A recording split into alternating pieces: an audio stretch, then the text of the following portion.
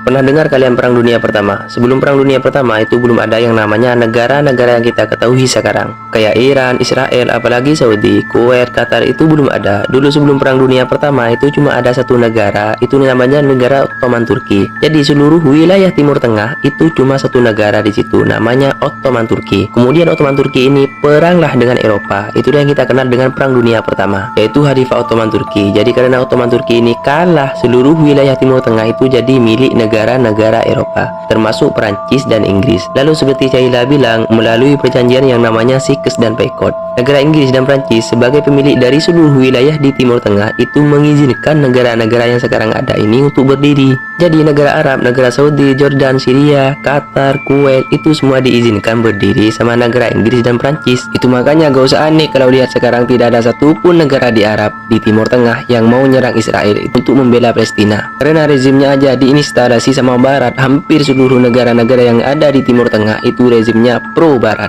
Jadi jangan harap mereka mau bantu Palestina, jadi mereka utang budi gitu kurang lebih. Karena memang didirikan, mereka berdiri itu atas izin Barat. Ada Arab Saudi itu berdiri karena diizinkan Barat. Misalnya, ini gue punya tanah nih, Inggris, gue punya tanah, lo mau diri negara di situ nggak? Oke, gue kasih. Jadi tidak ada sekali lagi ya.